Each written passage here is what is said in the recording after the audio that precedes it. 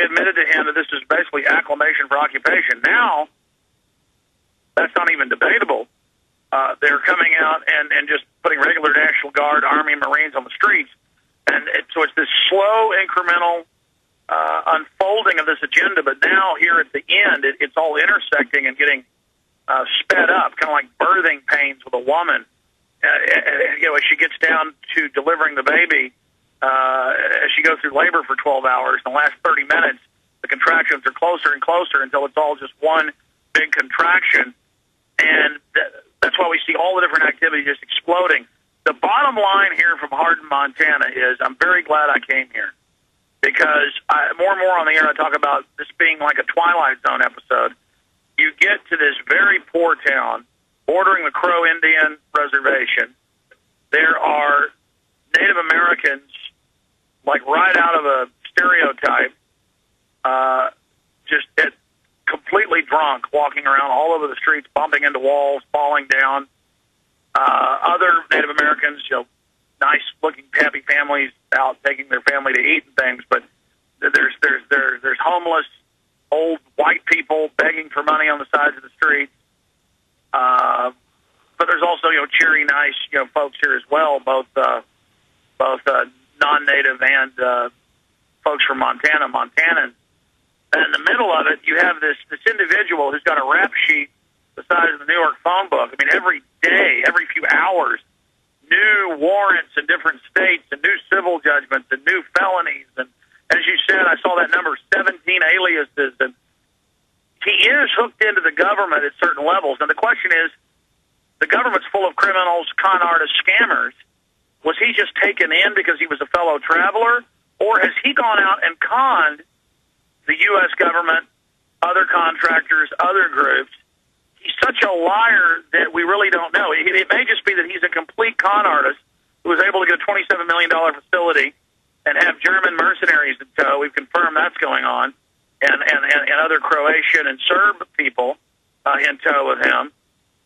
Or it could be this is something much bigger and much deeper. And the reason it may actually be, he may just be a cut-out and a front man, is if you look at it, they did a year ago, there's CNN pieces on this, I've talked to the locals, try to turn the prison into a Guantanamo West, as it was called, to hold prisoners from Guantanamo Bay. And this other company does have offices. I saw their computers and phones and equipment in there. There's another company that they said, well, they partially pulled out, but they're still here with us. I got different stories.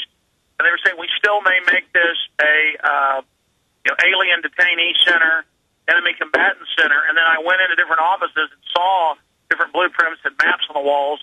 The spokeswoman didn't want me to take that. It's on paper saying, please don't take that. And acting very, very suspiciously. So we do have a site, a FEMA camp, a center that the feds and the locals and others have.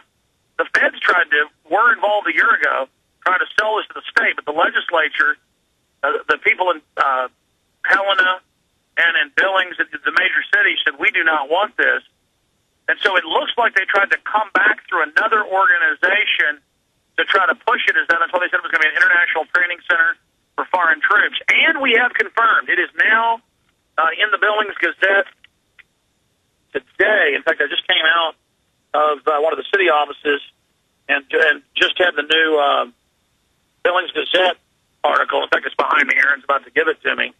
And it does confirm, if we're going to, I'm on the air, if we need to get in, if we're going to do that. Thanks. Let me have those papers you're sitting on. Thank you. The Billings Gazette today confirms that without authorization, the Two Rivers Authority, this private consortium that's basically taking over the town, it has its officials running for mayor, has its officials and their officials' wives in the city council, and it's kind of like their own little boss hog type constabulary, or I guess you'd call it good old boy mafia around here, kind of feeding on the locals that don't really know their rights. That it's confirmed in the Billings Gazette, and they've now admitted, yes, the Two Rivers was preparing to go before the city council, and they had gone ahead and gone into talks to make this Captain Michael Hilton and all his other aliases, the police chief. And so literally they were going to go out into the county and arrest people for different petty offenses and bring them back to the jail and make profits off of that. So a felon con artist, and I talked to locals, he walked around everywhere in his Hardin police force, American police force. On one side it had a Hardin police force, on the other it said American police force, and he was strutting around for weeks with his security men announcing that he was the police chief. Everyone was just groveling to him because he was foreign, had a foreign accent. They thought that was James Bondish and sexy. And he literally just strutted around smoking cigarettes with everyone bowing and hiding and worshiping him. And then they were preparing to just dispatch. And it turns out that the Bighorn County Sheriff was for this. His name is, what's his first name? Lawrence Big Hair. You can't make this up. Because I guess when he was born, he saw somebody with big hair.